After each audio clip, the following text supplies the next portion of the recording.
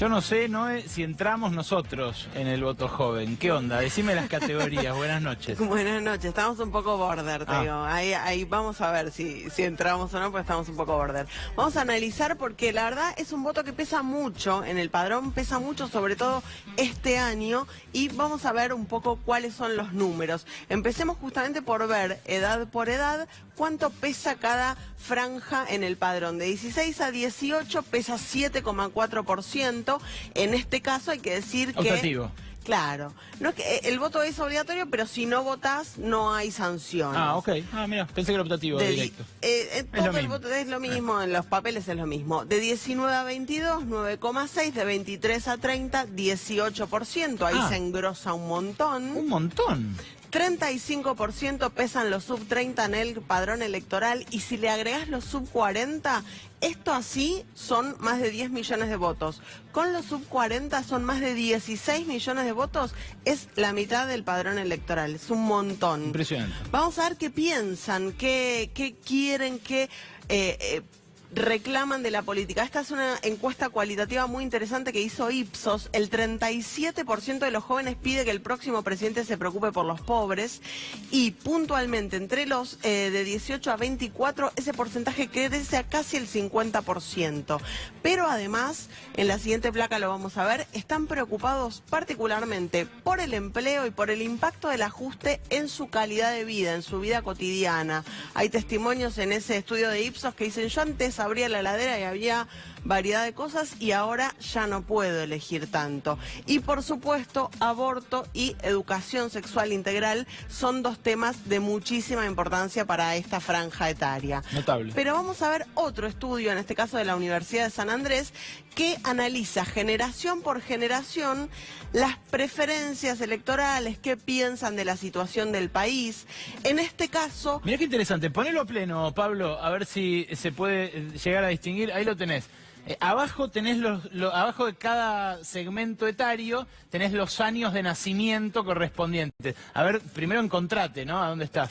La generación Z, que es la primera que vemos ahí, también conocida como los centennials, son los que en el padrón electoral de este año tienen entre 16 y 25 años más o menos aproximadamente. Después los millennials. Después los millennials, que son los que tienen entre 25 y 35, 40. Después nosotros, que ya nos caímos de la juventud. Parece. La generación X, que tienen entre 50 y 60, los baby boomers, que tienen 70 años, y la generación silenciosa, ya más de 80 años. Mirá vos la diferencia de cómo ven el país, cómo ven la situación del país. La generación Z, los menores de 25... Este 64% que vemos en celeste es que está muy insatisfecho con la situación general del país en este momento. Y más de la mitad de los millennials. Exactamente. Muy interesante. Le podés sumar el algo insatisfecho que aparece ahí en amarillo, en color amarillo. Sí, sí, no, así como muy satisfecho, los únicos que están muy satisfechos con esto, al parecer, más de la mitad son...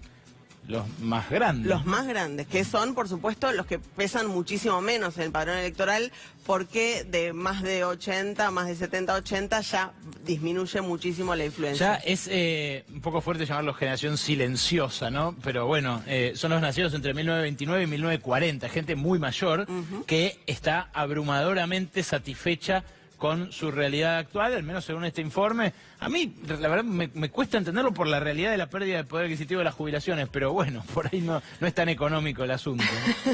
Vamos a ver en la siguiente placa su opinión sobre el gobierno, puntualmente, sobre el gobierno de Mauricio Macri. Un poco se refleja algo de lo que leíamos recién.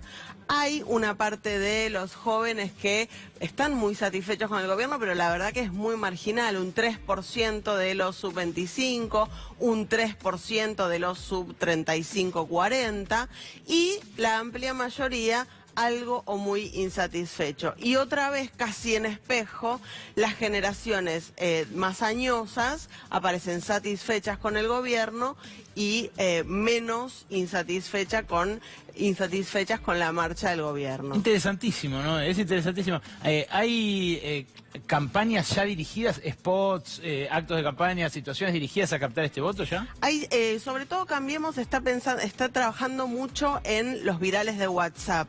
Es algo que hemos hablado, los virales de WhatsApp apuntan de alguna manera a llegar a esa generación, pero la verdad que es un voto que a Cambiemos le está costando muchísimo conseguir y que se identifica más con la oposición. Lo podemos ver en la siguiente placa porque les preguntaron en la Universidad de San Andrés a quién votan. Era binaria la opción, al oficialismo o a la oposición. Después, dentro de la oposición, habrá que desagregar, ¿no? Mirá esta es la última y la más jugosa, de las placas que trajo Noé hoy. Fíjense ustedes esa diferencia. Fíjense Fuertísimo. lo notable, ¿no?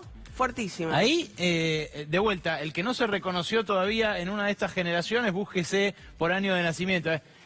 Pegate a la pantalla que lo vas a ver, está muy cerca de cada nombre, ¿no? Generación Z, los nacidos entre el 96 y 2010, después los nacidos entre el 81 y el 96, los siguientes, entre el 62 y el 82, los baby boomers entre el 46 y el 64, y los más grandes, la generación silenciosa. Fíjate vos, en ese último fragmento es impresionante, ¿no? La distancia entre el principio y el final, ¿no? Es fuertísimo, y lo que me parece interesante marcar es que tanto la generación Z como los millennials sumados representan el 35% del padrón electoral. Va a ser un voto que va a tener mucha incidencia, sobre todo si los chicos de entre 16 y 18 se vuelcan masivamente a las urnas, como parece que podría suceder por el nivel de politización que atraviesa la juventud, sobre todo después del debate por el aborto del año pasado. Interesantísimo el informe de esta noche de Noelia Barral Grijera.